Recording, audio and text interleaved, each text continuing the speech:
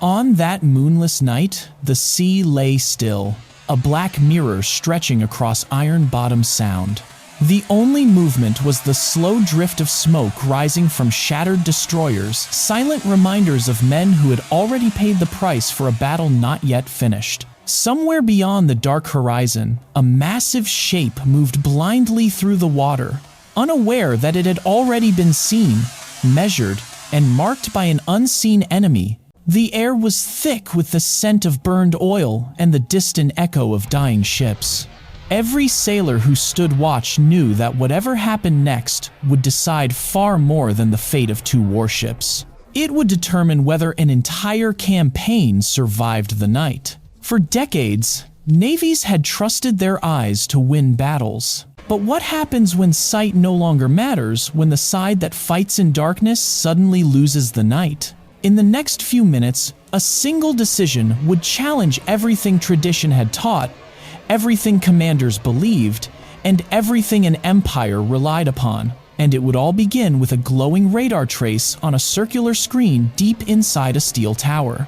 The night before the decisive encounter, the struggle for Guadalcanal had reached a breaking point. For 3 months, exhausted Marines had clung to the island with little more than determination and a single lifeline: the runway at Henderson Field. Every gallon of fuel, every crate of ammunition, every wounded man evacuated from the island depended on that thin strip of land carved out of jungle and coral. And the Japanese knew it. If the airfield fell, the entire American foothold in the Solomon Islands would collapse. To restore their dominance, the Imperial Japanese Navy prepared yet another night bombardment, one delivered not by scattered cruisers, but by a powerful task force led by a battle-tested capital ship. Their confidence came from decades of training in darkness.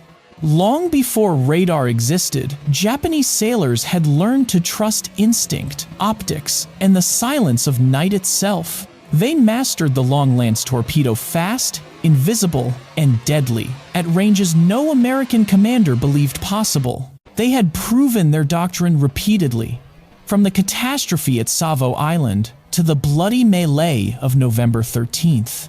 The Americans feared the night because the Japanese had turned it into a weapon. Yet this time, the Americans brought something different. Task Force 64, 2 fast battleships and 4 destroyers slipped toward Iron Bottom Sound as the sun vanished behind low clouds. Their advance was slow, deliberate, and silent.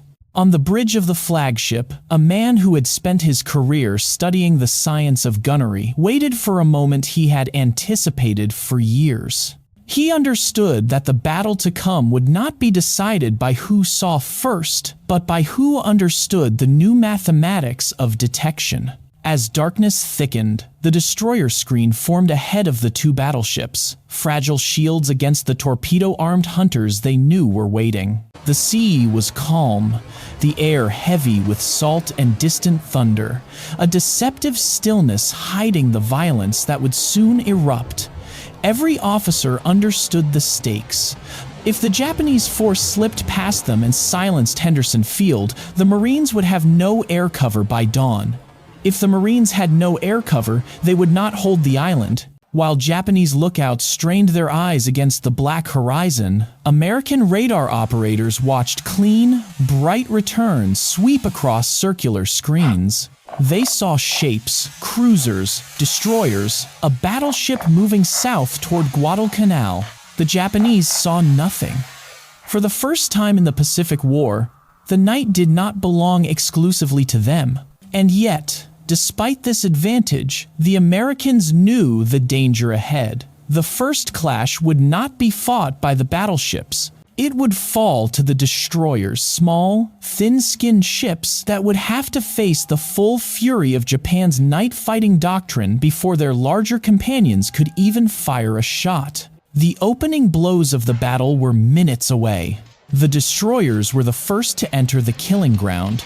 They pushed ahead into a darkness the Japanese had spent 20 years learning to control, and within minutes, the storm broke over them. A single searchlight cut open the night like a wound, its blinding beam locking onto the lead American destroyer before her guns could even find their bearings. What followed was the kind of punishment only veterans of Iron Bottom Sound could understand. Concentrated fire from cruisers and destroyers trained to strike fast, strike hard, and vanish. Walker was the first to die. Her commander tried to evade, firing back with steady discipline, but flashes from Japanese guns multiplied across the horizon. Then came a single blast. Violent, blinding, final. Her forward magazine erupted, tearing the ship in half and sending men into the burning water. Behind her, Preston surged forward into the maelstrom, only to meet the same fate. Shells found her engine room. A torpedo broke her spine. She rolled and sank in less than a minute. Benham followed, not from gunfire, but from the silent killers the Americans feared most. A long lance torpedo, nearly invisible, faster and deadlier than anything in the American arsenal, struck her bow and simply erased it. 60 feet of steel vanished. Yet, against all odds, the ship stayed afloat. She drifted away from the battle, wounded but alive, a testament to the chaos and unpredictability of night combat. Gwyn, last in line, fought alone as the sea around her glowed with the burning remnants of her sister ships. For 15 minutes, the destroyer screen had held the line, just as they had been ordered. They absorbed the first wave of fire. The torpedoes, the fury meant for the battleships behind them. They paid for those minutes with their lives. When the echoes faded, the path to the American capital ships lay open. Then disaster struck where it was least expected. South Dakota, powerful, modern, bristling with guns, suddenly went dark. A chain reaction in her electrical system silenced her radars, her directors, her communications. She drifted into the Japanese formation, glowing like a lantern, perfectly silhouetted by the burning destroyers behind her. Within seconds, the enemy found her, illuminated her, and unleashed everything they had. Shells of every caliber raked her superstructure. Radars shattered. Rangefinders fell silent. Fire control crews were killed at their stations. The ship's armor protected her vitals, but topside, she looked like a torn metal skeleton lit by flame. Still she endured. And still she withdrew damaged, nearly blind, but alive. The Japanese believed the battle was decided. They had shattered the screen. They had driven off the second battleship. They saw the path to Henderson Field wide open. They prepared to reorganize and complete their mission. What they did not see, what they could not see, was the silent giant still waiting in darkness. Her radars were locked. Her guns were ready.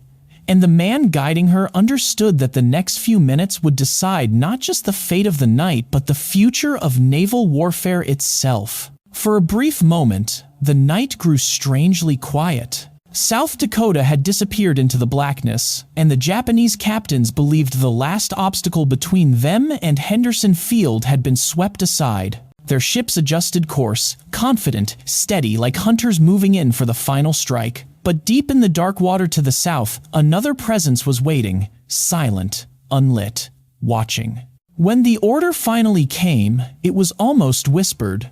A command passed from Admiral Willis Lee to Captain Glenn Davis, carried across the bridge with the calm certainty of a man who had spent years preparing for this exact moment. Radar traced a clear silhouette on the screen, large, armored, unaware. The distance closed. 8,400 yards. The firing solution stabilized. The guns aligned.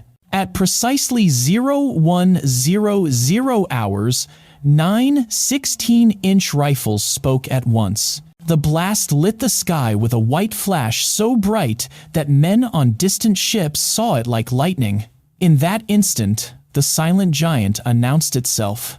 The shells arced high into the night, 2,000 pounds of steel and explosive, each rising into cold air before dropping toward a target that still had no idea it was being hunted. The first salvo struck like a hammer. Explosions tore through Kirishima's superstructure. Her bridge shuddered under the impact. Fire control positions collapsed. Electrical lines snapped and spat sparks. Men were thrown from their stations. The Japanese captain tried to understand what had happened, but the night offered no answer, only fire, smoke, and the sickening realization that the enemy was invisible. Washington reloaded in seconds. The second salvo plunged through her decks. Flooding spread through machinery spaces. One turret went silent as crews rushed to prevent a magazine explosion. A third salvo arrived before damage reports could even be written. Kirishima began to list. Her steering jammed. She turned helplessly in a slow, widening circle caught between the physics of a sinking ship and the precision of radar-directed fire. For 7 relentless minutes, the bombardment continued. 9 salvos, dozens of hits. Fires raged from bow to stern. Bulkheads buckled, engine rooms filled with steam and water. The main battery fell silent, not by choice but by destruction. When the order "cease fire" finally echoed across Washington's decks, the Japanese battleship was already a burning ruin. Around her, Japanese destroyers scrambled to launch torpedoes. Dozens streaked through the water, deadly and silent. But Washington maneuvered like a boxer, slipping punches, turning hard to avoid each invisible threat. Torpedoes passed ahead, astern, alongside, never striking their mark. Luck played a role, but so did skill, training, and the discipline of a crew that trusted their instruments more than their eyes. By the time the battle slipped back into darkness, Kirishima was dying. Her list deepened. Compartments flooded beyond control. Fires consumed the superstructure. Crews abandoned ship as rescue destroyers came alongside. 3 hours after Washington's first salvo, the battleship rolled to starboard, hesitated, and slid beneath the black water of Iron Bottom Sound. It was the only time in the Pacific War that an American battleship defeated another battleship in a one-on-one surface engagement. And the cost, though hidden behind the triumph, still drifted on the waves. Men lost on destroyers, a battleship mauled, and a night that would be remembered for both victory and sacrifice. In the hours after the battle, the significance of what had happened was clear only to those who understood how navies evolve. For decades, surface warfare had been built on the supremacy of eyesight on rangefinders, spotters, searchlights, and the instincts of seasoned officers. But in Iron Bottom Sound, that world ended. The night no longer belonged to the Japanese. It no longer belonged to darkness. It belonged to the ship that could see without light. American commanders, still recovering from the chaos of November's earlier battles, quickly grasped the magnitude of the shift. The victory was not simply that a battleship had been sunk. It was that a battleship had been sunk by a ship guided entirely by electronic perception. USS Washington had fought the way future warships would fight, through data, coordination, and trust in technology. In Washington, D.C., analysts and planners recognized the implications. If radar could allow a single ship to defeat a superior force at night, then doctrine, training, and command structures had to be rebuilt around this capability. The Navy moved quickly, institutionalizing what had been improvised during the battle. Combat Information Centers (CICs) were formalized, staffed, and standardized. No longer would radar operators work in isolated compartments. No longer would information move slowly or unevenly through a ship. The Pacific Fleet would fight through organized intelligence, not scattered reports. Abroad, the reaction was more subtle, but equally profound. Japanese officers who had dominated night engagements for years now faced an enemy they could not see and, more importantly, could not predict. Radar did more than expose ships. It exposed weaknesses in an entire doctrine. Suddenly, the aggressive night torpedo attacks that had defined Japanese tactics became suicide, runs against opponents who could track them from miles away. The psychological impact was immediate. Crews who once trusted their instincts began hesitating. Commanders accustomed to pressing the attack now pulled away at the first sign of radar presence. And with each engagement in 1943, American forces grew more confident. The balance of power in the Pacific shifted not through overwhelming numbers, but through mastery of a technology the world was only beginning to understand. This was the moment the Pacific War quietly changed direction. The victory at Guadalcanal was not only a strategic win, it was proof that the future of naval warfare would be defined not by who fired first, but by who understood the invisible battlefield that technology revealed.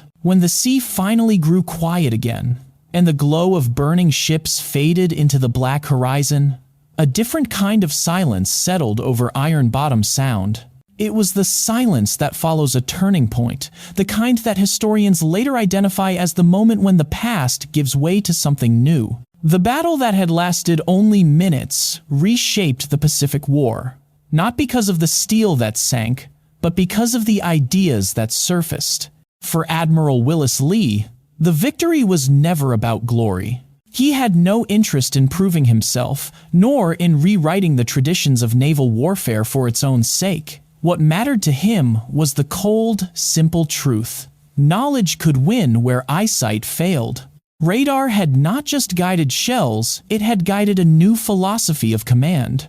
Lee understood that the officer of the future would make decisions not by what he could see from the bridge, but by what he could interpret from the electronic heartbeat of a ship. For USS Washington, the night's triumph became the defining chapter of her life. She fought in many campaigns afterward, protecting carriers, bombarding islands, standing watch in the final months of the Pacific, but she would forever be remembered for the minutes in which she fired blindly and struck with absolute precision. Few warships in any era get to prove a concept so decisively. Fewer still do it without taking a single casualty. Yet the deeper meaning of the battle lies not in the destruction of Kirishima, nor in the rescue of Henderson Field, but in the lesson that innovation requires courage. The courage to trust untested systems, the courage to break from tradition, the courage to believe that what cannot be seen may still be understood. The men aboard Washington carried that burden and delivered a victory that would echo far beyond the Solomons. Some scars of that night remain on the ocean floor, scattered among the wrecks that give Iron Bottom Sound its name. But the legacy rises far above the waterline. Every modern warship, every combat information center, every radar-guided weapon owes something to what happened in those 7 minutes. It was a reminder that even in war, progress does not come from strength alone, only from the willingness to change. And perhaps that is the question worth asking today. What other breakthroughs lie just beyond the edge of what we can currently see? History, after all, is still being written one decision, one innovation, one moment of clarity at a time. If you value stories like this, stories of courage, strategy, and the turning points that shaped our world, consider subscribing and share your thoughts below. What do you believe is the greatest lesson from that night off Guadalcanal?